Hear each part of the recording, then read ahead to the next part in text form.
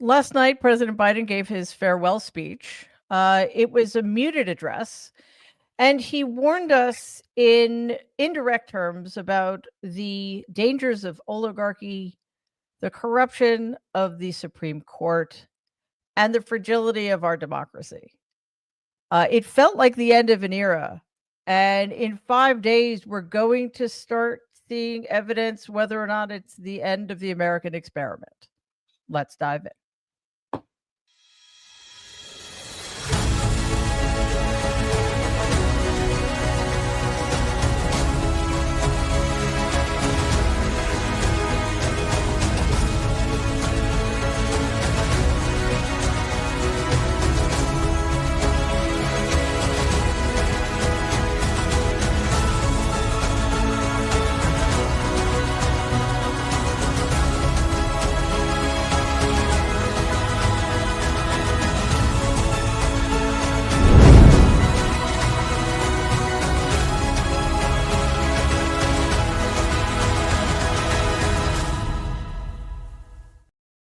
Hello, everybody, and welcome to today's episode of Mary Trump's Nerd Avengers. Joining me are Waj Ali, editor of The Left Hook on Substack and co-host of Democracy-ish, and Adam Parkomeko, Democratic strategist. Hi, guys. It's great to see you. Thanks to everybody for joining us. As I mentioned, President Biden gave his farewell address, and we live streamed it and did some analysis. Adam, you weren't able to be with us, but I wanted to start with you to get your sense of how President Biden's remarks landed. Did anything surprise you about what he did or did not say? I mean, I thought it was interesting. Good to see you guys. I thought it was interesting, the comment that he made about how no president, he or she is above the law, obviously with some of the stuff that's been happening with the Supreme Court and Congress and others. But I thought it was an incredible speech. It was very humbling. I felt sorry to kind of see his, the culmination of his career come to an end this way. I think that there are some folks that were probably wondering, what may or may not have happened if, Democrats didn't make a change, despite the fact that obviously Kamala was a great candidate. And, hearing him talk about sort of the magic of this country and how a guy like him who stutters could become president. But at the end of the day, I think the more sort of terrifying thing is we have lost all power in this country, right? We're on the right side of history, and we are in a really shitty place. And, there's a lot of things that are constantly happening in Washington that should be kind of terrifying, but I think that there's a lot of things that are happening right now that are more terrifying than ever before, and they control everything. So I think the big takeaway was, Joe Biden was an incredible president. He's a great guy. He's true to who he is, but we are in for a world of hurt right now.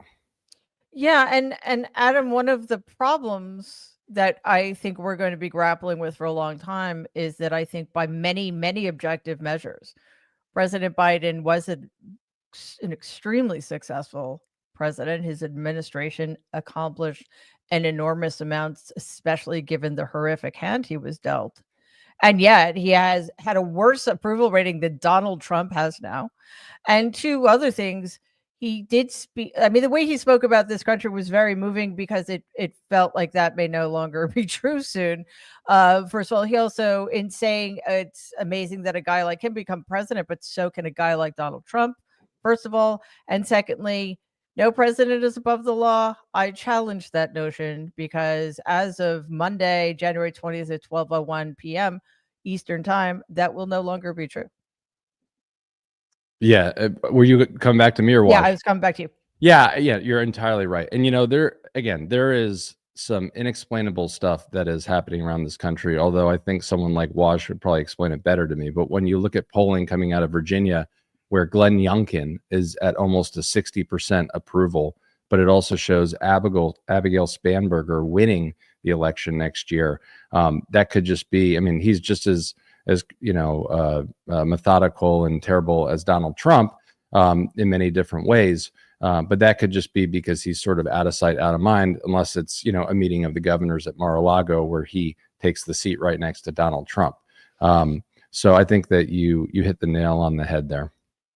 Yeah, and Waj, we did speak last night about this one clip of President Biden discussing the oligarchy, and I want to talk about that on the other side in the context of what Adam mentioned. Democrats have no power anymore. Nope. So here's the clip of Biden discussing the dangers of oligarchy in America. This is a dangerous concentration, and that's a dangerous concentration of power in the hands of a very few ultra-wealthy people. The dangerous consequences if their abuse of power is left unchecked. Today, an oligarchy is taking shape in America of extreme wealth, power, and influence that literally threatens our entire democracy, our basic rights and freedoms, and a fair shot for everyone to get ahead. It's also clear that American leadership in technology is an unparalleled source of innovation that can transform lives. We see the same dangers of the concentration of technology, power, and wealth. You know, his farewell address, President Eisenhower spoke of the dangers of the military-industrial complex. He warned us then about, and I quote, the potential for the disastrous rise of misplaced power, end of quote. 6 decades later, I'm equally concerned about the potential rise of a tech-industrial complex that could pose real dangers for our country as well. Americans are being buried under an avalanche of misinformation and disinformation, enabling the abuse of power. The free press is crumbling. Editors are disappearing. Social media is giving up on fact-checking. The truth is smothered by lies told for power and for profit. Yeah, and Waj, I just want you to take a look at this headline. Meet the billionaires attending Donald's inauguration. Musk, Zuckerberg, Bezos, and more. Yes, we've recently learned that the CEO of TikTok will also be attending. I guess they'll have a lot to talk about with the other. But probably not going live on TikTok. Probably not, depending on what happens on Sunday when TikTok may or may not cease to exist in the United States. So watch those two things side by side, and Biden's, forgive me, pulling punches there while actually locating the problem, but not quite going far enough. It's actually, I think that was an astute comment you just made, pulling the punches, but also, identifying the problem. Because if you recall, Dwight Eisenhower did mention the rise of the military-industrial complex. Every single president, whether Republican or Democrat, since then has fed the military-industrial complex beast. I know people might not like hearing this. I'm originally from the Bay Area. Both Democrats and Republicans went along with the oligarchy, right? Remember in the early 21st century, these tech bros, oh, they're heroes. They're going to save the day. Don't regulate us, free enterprise. And that's what happened with Facebook and YouTube. And, we kind of sat there and just let them, essentially defer to them. And both of them give money to both sides of the aisle. And voila, now they've transformed into this tech oligarchy monster that essentially is going to be in control and power, right? People joke that President Musk is in power, but it seems like it's President Musk and President Trump who have their fingers in the cookie jar. So I like I said last night when we did our live session during the speech, I think that was the best part of Biden's speech. I think he located the problem. He used the word oligarchy. This is the new normal. I'm glad you juxtapose it with the headline, and it's Tim Cook, it's Bezos, it's Sam Altman, it's now the head of TikTok. It's all of them shamelessly bending the knee because Donald knows how to use power as an authoritarian, and it bears reminding that he threatened Mark Zuckerberg with jail. And then last week, once it was brought up, he's like, "Do you think you threatening him is why he did it?" He goes, "Yeah, probably." So he's doesn't even deny it. So we are seeing every single institution bend in advance. And what is painful is, despite saying this and despite knowing it, which I compliment him for, what did Biden really do? And what did Democrats really do to hold these people accountable, Mary? And like I said yesterday, what people don't like hearing is you can't simultaneously tell Americans, this is a threat, climate change, insurrection, democracy, institutions, the oligarchy. But let's sit here and have a chuckle with Donald at Jimmy Carter's funeral, or let's invite Donald in front of a big cackling fire and have tea. And I wish him luck. You need a robust resistance in the form of at least performing passionately, Mary, and rhetorically using the words, like you said, that actually cut. And I think at this current moment, Democrats are not built for this fight or made for this moment. I'm in Virginia with Adam. This reminds me of 2002, 2003 on steroids, where the country lost its mind. And the rest of us are like, these people are terrible, going to F up. By 2006, 2007, they effed up. For those who don't remember, the worst recession, Katrina, failure of the war. But now, Mary, like President Biden said, we live in a different ecosystem where it's up is down, left is right. We've lost a third of Americans. So it's going to be a lot of pain. A lot of pain. And I hope already has been. There already has been. I mean, the 4 years between 2017 and January 2020 were a nightmare for anybody with the slightest bit of empathy, and for anybody who kind of wanted to live like a free life in America. Because even if you didn't care about what the Trump administration did to immigrants or trans people or Nazis, which is horrifying enough, you think people would care that he tried to kill us all with COVID. And even if we never got COVID, we lived these lives of fear and isolation for over a year. But Adam, there's also it's so weird. And I think part of what Waj is getting at is that because we're so siloed, everything is spun to the listener or viewer in a way that supports his or her position, right?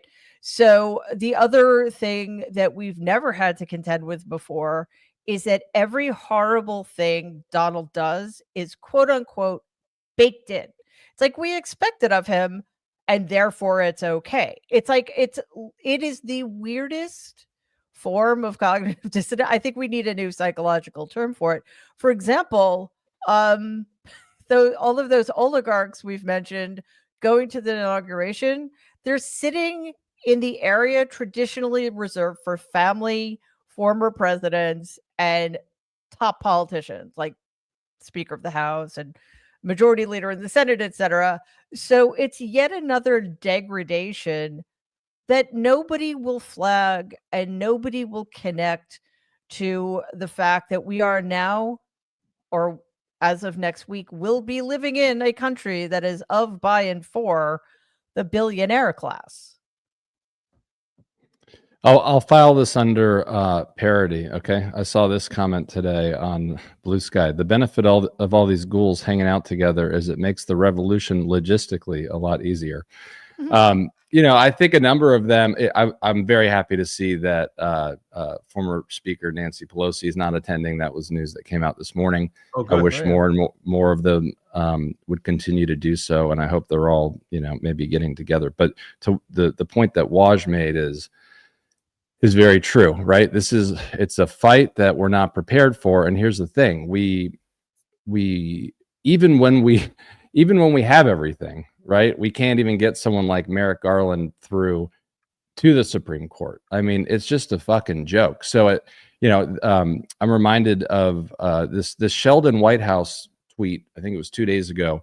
He said the Washington Post was a great historic newspaper. I thought being bought by a billionaire would protect its solvency and integrity, but billionaires needing to ask kiss Trump to protect their interest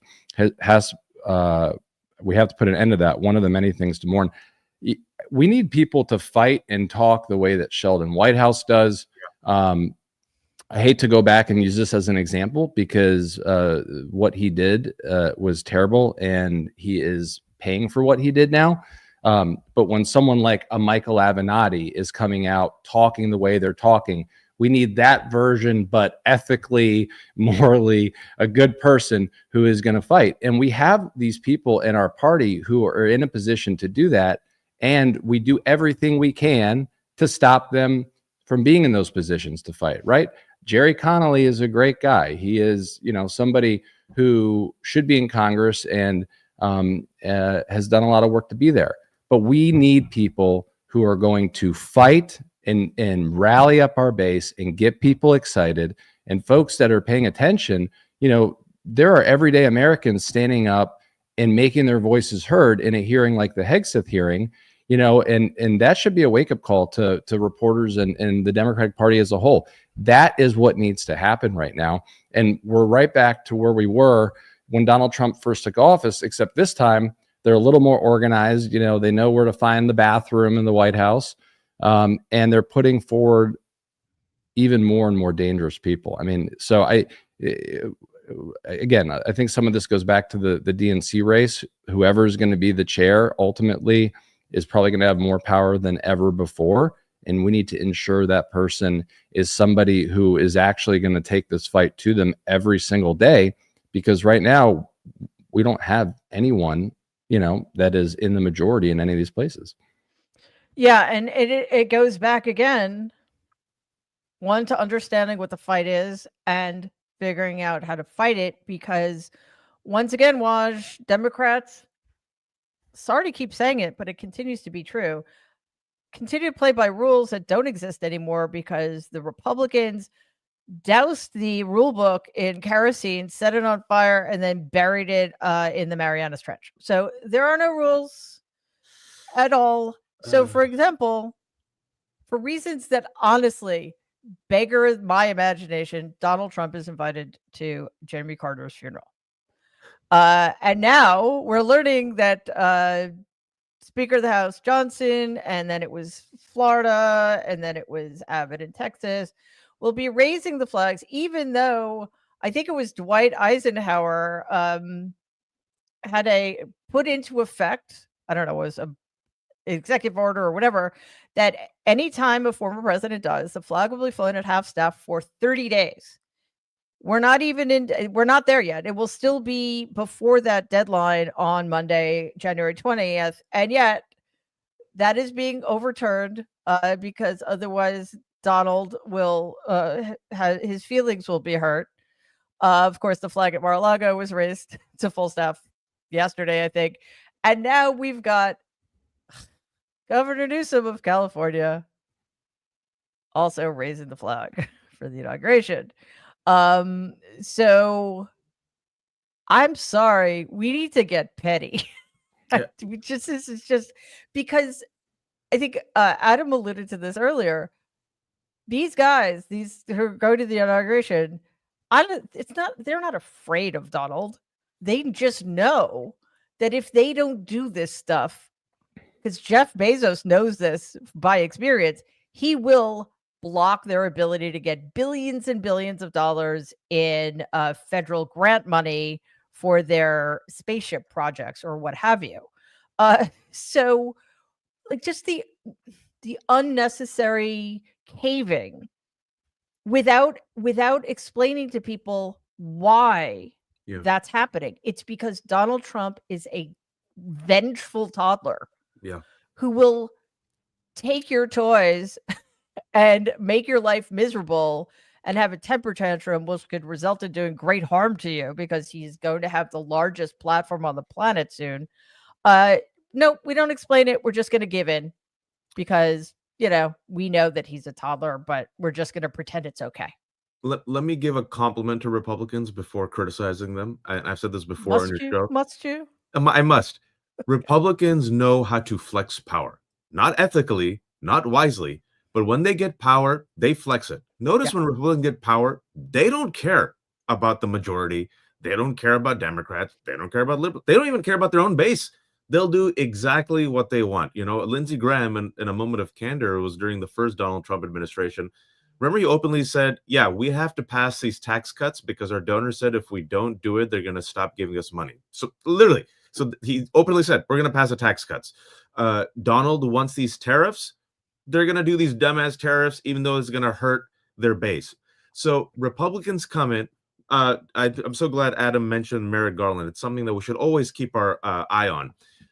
Mitch McConnell created a nonsense rule to delay the confirmation hearing and then did a 180 to bum rush Amy Coney Barrett. And Democrats the entire time were like, that's not fair, but the rules. And Mitch McConnell's like, I don't care about the rules. And now I have 2 Supreme Court justices, right? That's it. They just abused their power and they won. And look at, and this is where I think what's going to happen, I believe, is Republicans are going to F up. They always F up. Donald's going to F up. He's not built for this job. He failed the first time. There are multiple crises, Mary. Climate change, which he says is a hoax created by China, is going to ravage folks. They have weaponized and radicalized their base to the point where their base is fine with using violence against fellow Republicans. You see a brewing civil war between the oligarchy and the nativists, right? They're in control of everything. They have the presidency, the House, the Senate, the Supreme Court, and I would say they have media. And it all belongs to them, unfortunately. That means, though, they have to actually deliver and fulfill their promises, which was make America great again, right? Price of the eggs. They're going to F up. Every time Republicans have been handed down a strengthening economy or a robust economy, what's happened, Mary? They tank it, right? Because of the policies. So the economic policy is going to be terrible, plus the disinformation, plus the violence, plus the gun violence, plus the climate change. Now, in this chaos that we're about to see, who is going to step up, Mary? And I keep repeating this. You will need fighters. And I think I've seen, we've seen your show, my platform, Adam's platform. The reason why we have, I think, a good audience, a loyal audience. Hello, audience. Thank you we read your comments. Hi, guys. Is I've seen that when you call it out, when you're honest, when you don't sugarcoat, when you don't wash, there is a growing audience of Americans that say thank you, right? They're actually rewarding us for this type of fight. This will be culling, I think, Mary, for the Democrats. You're going to see some rise and then some falter. And I think Democrats are going to lose in the short term if they don't change, right? Maybe the next 2 years, maybe the next 4 years. But this is going to be a transitional moment where people will reward fighters. And I think not even that long. I think, I think I said it was going to be February and March before they start effing up. The dudes are not even president, and they're eating each other. So if I was part of the resistance, Mary, what I would do is, like I said before, and pardon me for using this analogy, especially as we're witnessing the devastating fires in California, I'd pour gasoline on the civil war of MAGA, nip at them, scalpel, hit them left, right. Like that's how the empire falls. The Rebel Alliance, right? Strategic attacks. Meanwhile, the empire at least was unified in Star Wars. These people are killing each other, right? Figuratively. So you need that type of, wait for it, robust resistance. What you don't need is conformity and bending the knee, because it only empowers the bully, who then learns, oh, if I threaten him, he'll cave. I don't even have to throw a punch. All right, I'm going to threaten you. See that? They grovel and they kneel. So who's going to be the fighters among us who rise or rises? Well, Mary, you said we can be petty, so I just want to add one line. I guess it's no surprise on the flags, because these guys, these assholes, they always go full staff for Donald Trump.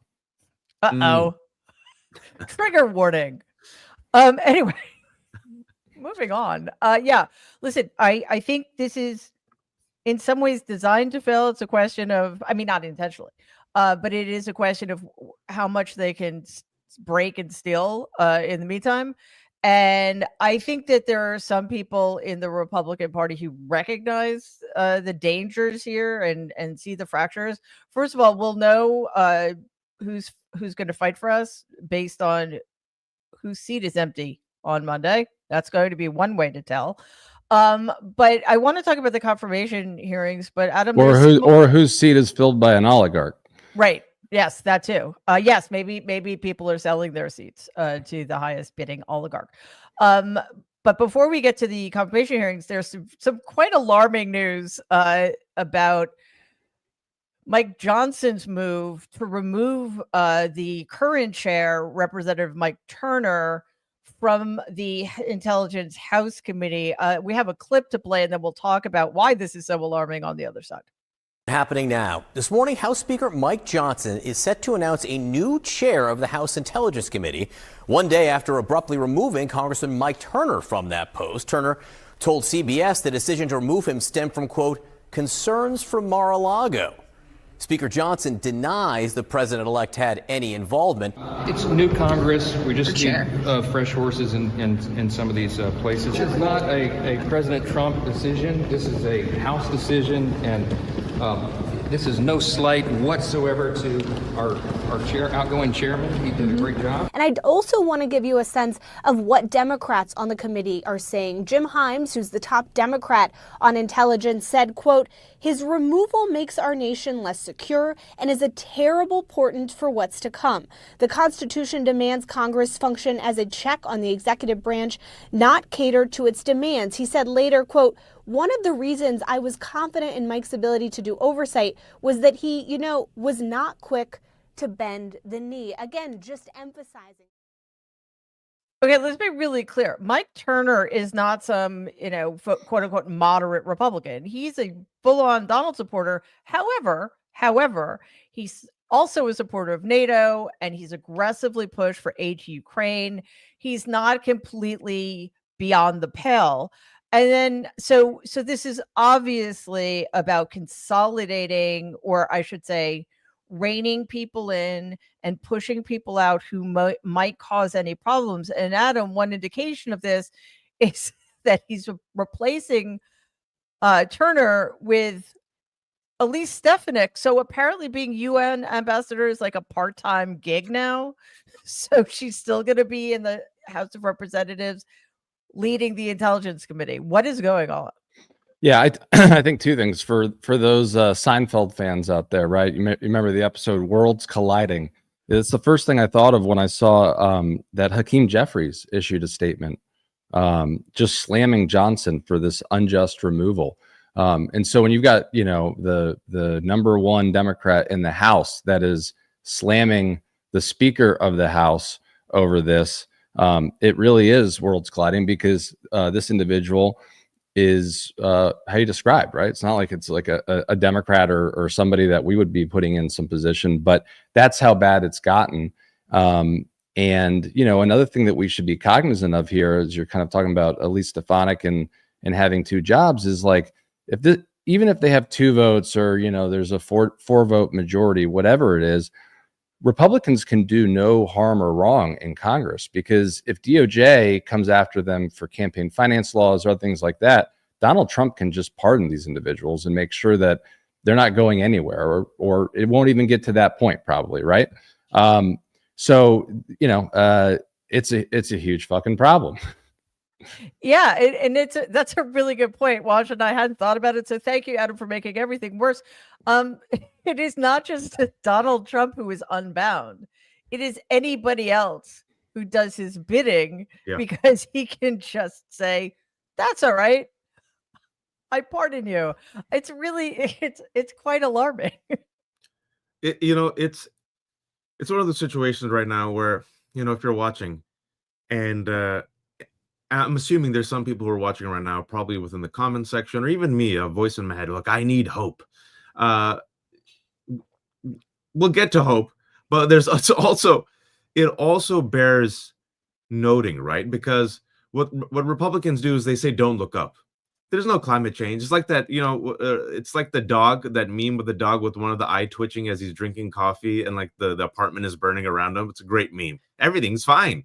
And also, everything's a fire analogy. I used one as well, so apologies again. I'm sorry. There's so many of them. So forgive me. Yes, and California is my home state, and well, even that, like, look, California, literally, like, it's they said it would have been caused regardless of climate change, but climate change, according to UCLA study that came out, I think yesterday, said that is responsible for 25% of the fuel, and as such has made what would have been a small fire into this. Right, climate change is real. That's why we have, instead of category 2 and 3 hurricanes now in Florida, we have category 5 hurricanes, right? That's why extreme weather whiplash, right? Freezing weather in the East Coast, and then droughts. And what Republicans say is, well, no, it isn't. There's no such thing as climate change. You're crazy. And so I think a part of this, a part of the resistance to this, a part of a resistance, to the abnormal normal, is to call it out, Mary, right? And like, I think we have to be very clear with ourselves, and I think we have to be very clear with the audience and the community. This is why it's bad. Like, this is how it's going to get worse. Don't sugarcoat it. Don't sell people a pipe dream, but at the same time then say, okay, this is how we have to pivot and respond, right? And I think that marriage, Mary, is going to be necessary for us moving forward, because yes, all of it is bad, but I do think come February, come March, once these people get all in power, they're going to flex, they're going to put in all these bullies, they're going to remove all the guardrails. The problems still exist, folks. And these people have no solutions. They're going to F up. And in that vacuum, Mary, who's going to step into the vacuum? And that should be us with a better vision.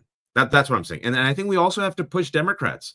Like, if as this is happening, as Adam is saying, you need Democrat, like a Jasmine Crockett, at the very least perform. Like, come out and every single day, Senator Whitehouse, Chris Murphy, I'm going to give shout out to people, Raskin, AOC. You need to give people the talking points, and you need to give people the sane washing that will complement a better vision to what the chaos that we're about to witness in the next 2 weeks. Right. And be very clear about the root causes of the chaos, and speculate about who it benefits and who it harms and all that kind of stuff. And I think it is important to pause for a second about the idea of hang on to hope, but hope without facing the reality we're dealing with is delusion, I think.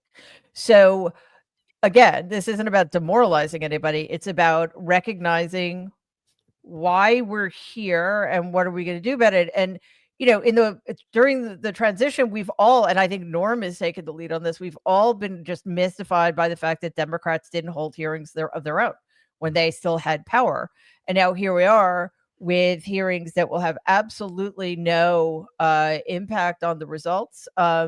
I think there is a good possibility that if we had had hearings about Hegseth run by Democrats 2 months ago, it would be much less likely that he'd be confirmed. I actually didn't think he would be. And now I think he will be, because we didn't take those steps. So is there anything we can do about it? No, except we can make sure Democrats don't make that mistake again, or we make sure that we have Democrats in power who would have held the hearings during the transition. So the hope is that just obviously all is not lost. Otherwise we wouldn't be here. There are a lot of weaknesses in the incoming administration that we could exploit and take advantage of. But again, sticking our heads in the sand is not the way to go here. And it's sort of like, if you look at how corporate media handles things, it's like both sidesing, right? Both sides should have equal time, and if only one side is lying all the time, oh well, it wouldn't be fair not to give them equal time. It's the same kind of thing. Like, we don't want to keep information from you guys, because how would that be fair to you? We also don't want to demoralize you. And let's be real, some of it, even if it's not exactly in good news that Pam Bondi is probably going to be Attorney General of the United States, watching her, flounder is definitely fun. Here is Adam Schiff speaking with probably soon to be Attorney General Pam Bondi. The president also wants to jail Liz Cheney. Sitting here today, are you aware of any factual basis to investigate Liz Cheney? Yes or no? Senator, that's a hypothetical, and I'm not going to answer that question. No, it's not hypothetical. I'm asking you, sitting here today, whether you're aware of a factual predicate to investigate Liz Cheney. Senator, no one has asked me know. to investigate Liz Cheney. That is a hypothetical. The president has called for it publicly. You are aware of that, aren't you? No one has asked me to investigate. But the president Liz. has We're called- also the worried about president- Liz Cheney, the Senator. president has You know what called we for should this- be worried about? Ms. Bondi, The please crime rate answer in my California questions. right now You is are through aware, the roof. Ms. Bondi, Your robberies Ms. are Bondi, 87% my higher question- than the my national question average. is this. That's what I My want to question be is focused this. on, Senator. Do you have the if I'm power to confirmed say as no to the Attorney president? General. And what you're suggesting today by your non-answer is you don't have the independence to say no to the president. So let me ask you a different question. It also requires you, if you're going to be a good attorney general, to be able to tell hard truths to the president. So my questions now are, can you tell hard truths to the president? So let me start with an easy truth that you could speak to the president.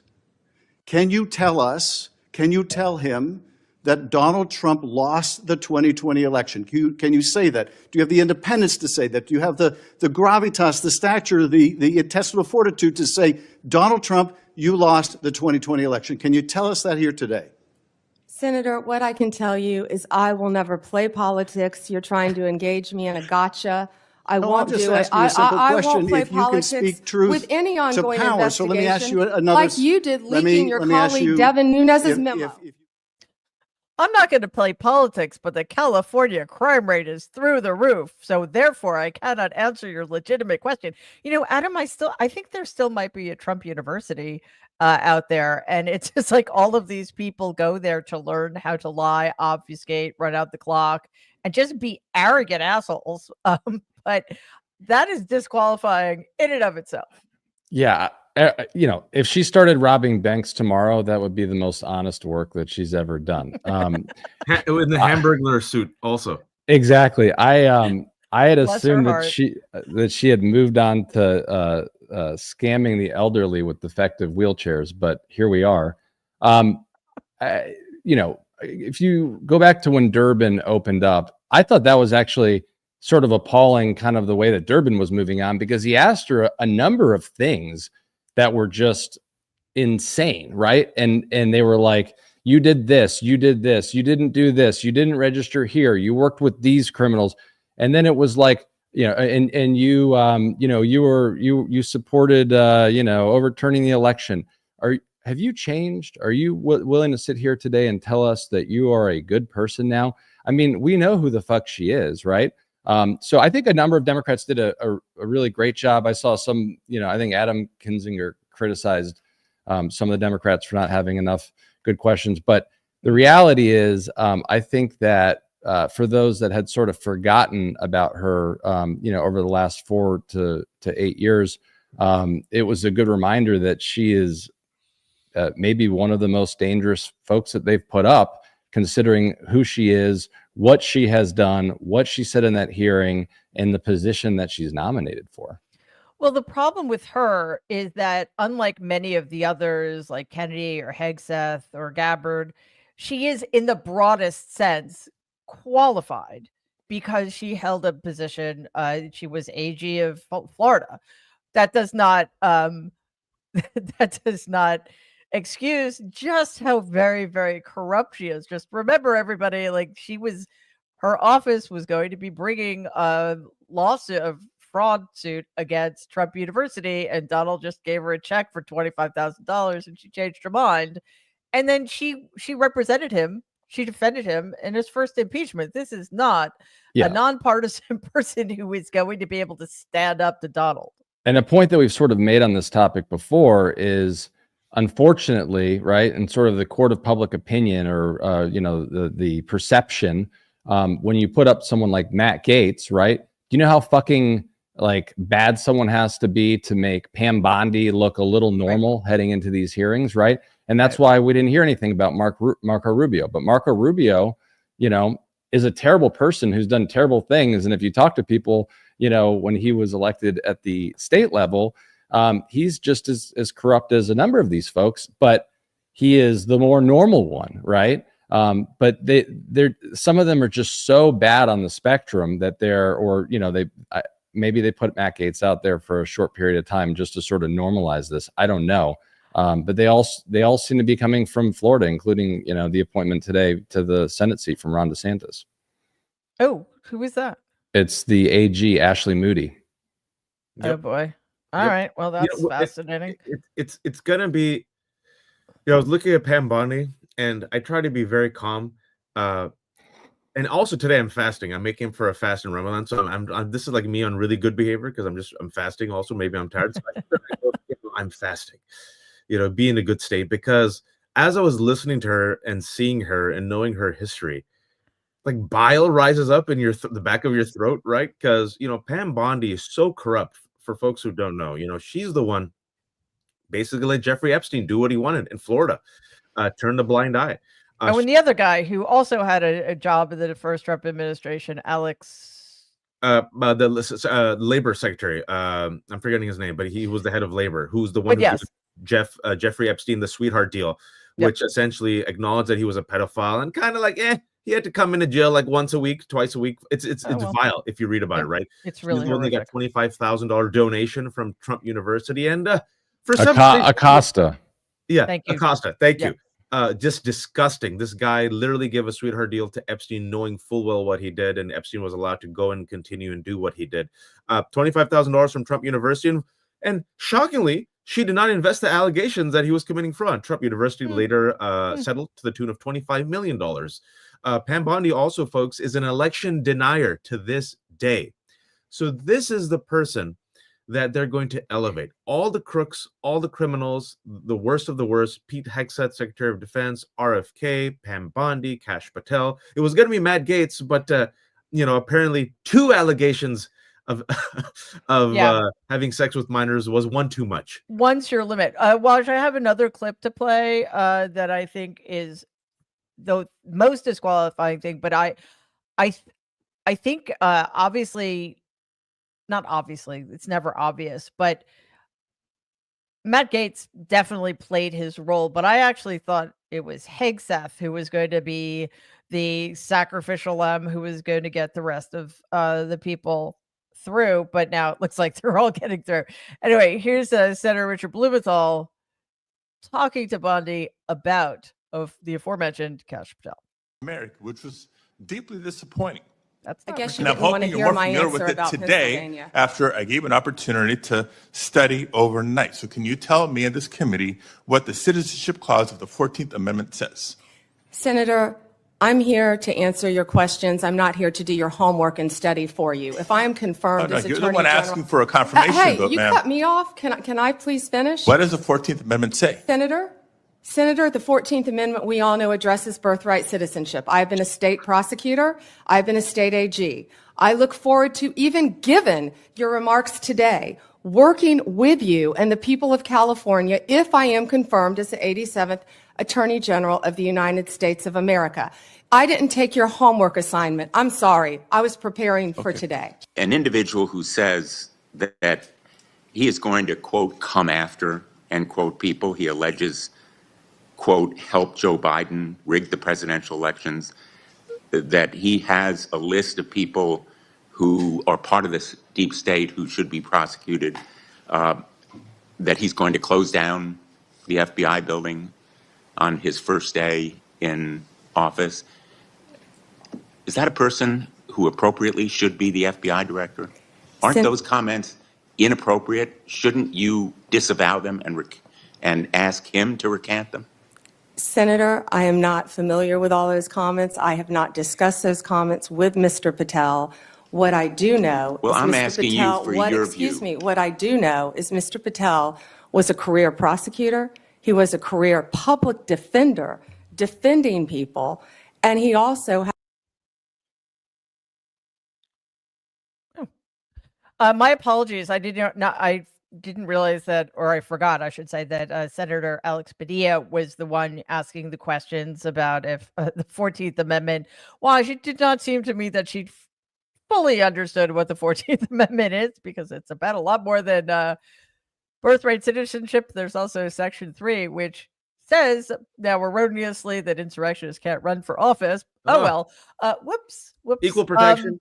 Equal protection. Yeah, stuff like that. But to Blumenthal's point, one, if she doesn't know that, Patel is going to be her employee.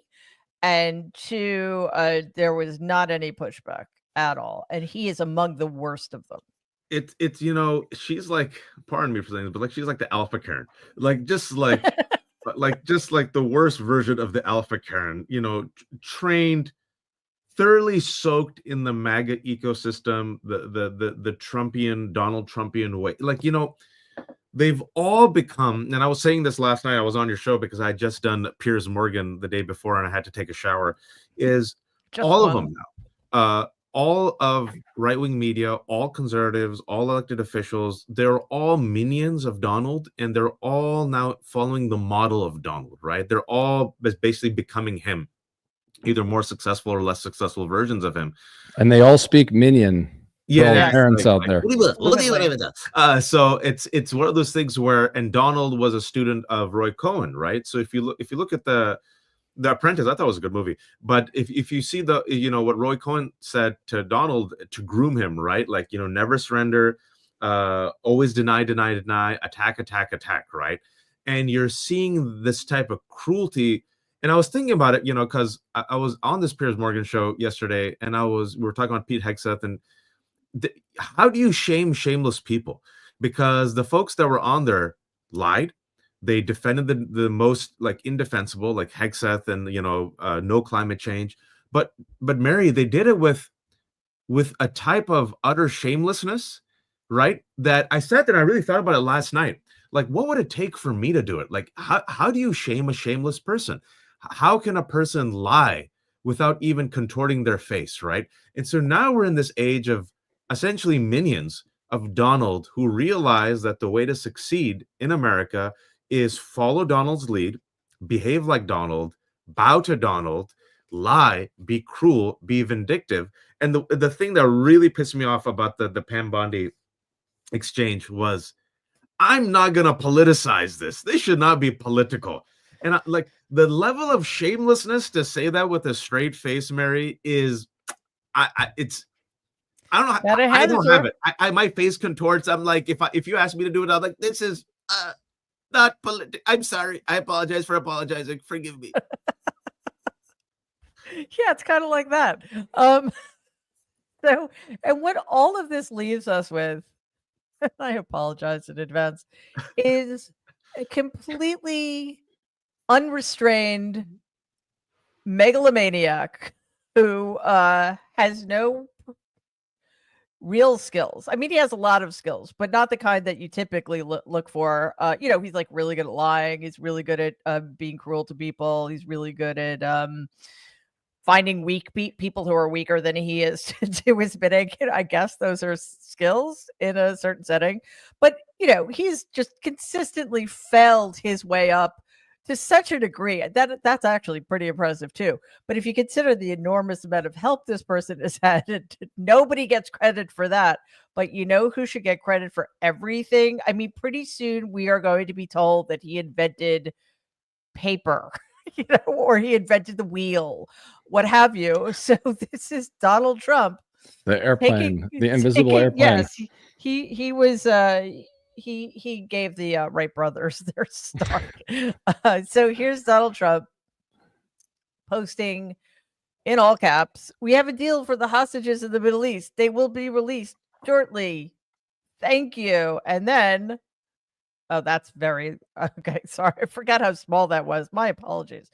He actually said that with this, this epic ceasefire agreement could only have happened as a result of our historic victory in November. That's so not true.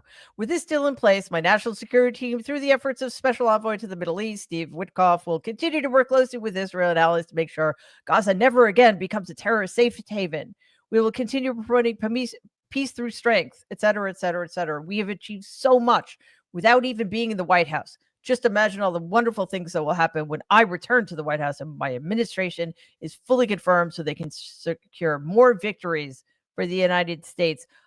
Adam, there is so much there that it offends me. I'm not entirely sure where to start. So perhaps you can. By the way, this is after 15 months of negotiations and 15 months of Netanyahu doing everything in his power to make this day, this ceasefire impossible, et cetera, et cetera. Yeah, he's just full of shit. I mean, you just go back to the former that you said, which is he takes credit for everything, including things that were trademarked 75 years ago. And sorry, as you were reading that too, I saw this other thing that he posted. I think he just posted it. The news about Jon Voight, Mel Gibson, and Sylvester Stallone. What's that? Wait, That what? he's naming them special ambassadors to a great but very troubled place, Hollywood, California. Jesus Christ. Oh. I'll say this for all the parents in the comments, and both of you are parents too. And sometimes one of my kids takes his little walker and he just starts banging it. And then we watch Minions probably 3 times a day. And the amount of noise in the house, right, you just sort of get used to. But I would rather just hear that all day than listen to Donald Trump. And as cute as he is, it's very loud, right? It could be right above you. But this guy is, I mean, I'll say that one more thing. To Waj's point about The Apprentice, I urge people who have not watched that to watch it, because I really do think that after watching that, for me, it took a lot of stuff that we've heard or seen in writing, but it really put into perspective exactly who Donald Trump is, where so much of, how he was influenced on so many of these things, but I know he was influenced on the family side on a number of things as well. But it really sort of summarizes the same old fucking playbook that he uses, and never changes. But apparently the American people don't get tired of it, or just need a 4-year break from it. Yeah, just a quick thing about The Apprentice. I disagree vehemently with both of you, but for obvious reasons. It was very personal to me, so things stood out to me. Yeah, that you would not have stood for out to sure anybody have else. an insight that none of us Totally- do, right? So totally Yeah, different sorry. Yeah, perspective. none. I just saw it And- as an observer. But Yeah. at least of course. the stuff that was being said, they at least made it sound like they show how he goes from X, not saying that was a good person, to Y, and like the Y, at least it made a little more sense. But I would trust you over just watching. Well, he was always something. like that. So anyway, that I actually made a video about it. It's not a movie review, because that was not the purpose. It was about what the movie got wrong about my family history, and why I think it did a disservice to what I perceive to be Donald's actual disservice. What I mean is misrepresented definitely the family dynamic, completely mischaracterized my dad and his role in the family, got the timeline completely wrong, all sorts of stuff like that. So if you're interested in that, you can find the video on our channel. But and everyone should go watch that and share that, because you literally are basically the only voice that we have to have an actual understanding of what's behind the curtain on this family. Yeah, I'm pretty sure nobody else in my family is going to tell anybody the truth anymore. So my point, though, or to your point, I should say, is that the movie does absolutely show us that. I mean, I would argue beforehand, but certainly after Roy Cohn became a central figure in Donald's life, he has been the same person. And he has never evolved. So I think all Cohn did was sharpen his instincts and give him maybe more tools. But my grandfather had already gone a pretty long way in doing that. So it is like we are watching. I don't understand why this analogy hasn't taken off more. It's like Billy Mummy in that Twilight Zone episode where this absolutely sociopathic child has the power Great to episode. make send any adults to the cornfield and do the most unspeakably horrific things to them if they don't do everything he wants. Like, that's it, man. We're this close to the cornfield. Okay, you need to cut that clip after this and post it everywhere, and then make it take off. I think another Twilight Zone episode. That's a top 5 Twilight Zone episode, by the way. If you haven't seen it, right? It's terrifying. It is terrifying. The whole family lives in fear of this kid who has these like supernatural powers, and you have to bend the knee and do whatever he says. And then there's one person at the end who actually resists. But I won't give it away. It's brilliant. and terrifying. And then another episode, which I always remember, is one of the most famous, probably top 3 famous ones, is Terror at 30,000 Feet, where William Shatner is a passenger on the plane, and he sees like a gremlinish creature chewing away at the plane, and he tries to warn everyone that there's this little gremlin chewing at the plane, we're gonna die. And increasingly he gets more and more panicked because no one believes him. So then it's up to him to like literally go out of the plane to do it. The plane crash lands, they take William Shatner away. They're like, I don't know what happened to him. And then the camera pans to the left and you see the plane being you see the plane exposed and damaged. So the person who was right the whole time is seen as mad, and everyone else is like, everything's fine here. And I do believe there will be, for the rest of us, and again, I'll say this, I go to right-wing media a lot. It's 3 versus 1, and I do it because I think I'm a masochist, but it is interesting to go there, Mary, to see that they live on Earth 3 now, and the people who live on Earth 3 now have all the power. And what they relish more than anything is owning the libs. That's their sole purpose. So if you're that one person who says, climate change is real, they'll bash on you and bash on you and bash you. So what you have to do is call it out like William Shatner, but be cool and calm and collected like Bugs Bunny, right? That's the test. Don't lose your mind as you're literally looking at a Pam Bondi with a straight face, shamelessly saying, I'm not politicizing this. So our job is to have, I think, a cool head as much as possible, play the long-term game because this is a long walk, something I keep repeating. Realize these people will F up. Help them F up. Eat the popcorn. Be like Ken Watanabe and Godzilla. Let them fight. And then do our part to build a resistance. And also, I would say, push Democrats to be better. Because the current Democrats, Mary, I think you and me and Adam are in agreement on this. This lukewarm, milquetoast civility ain't gonna cut it.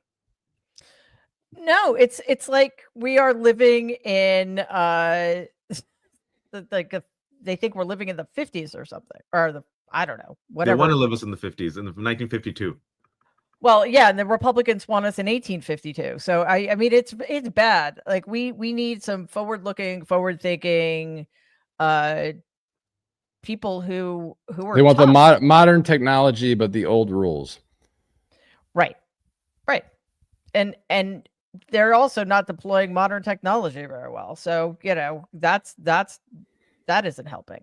All right. Again, though, we are not hopeless. There is a lot of fight left, and we will continue to do the work. We're still working out how we're to handle the inauguration, so we'll keep you posted on that.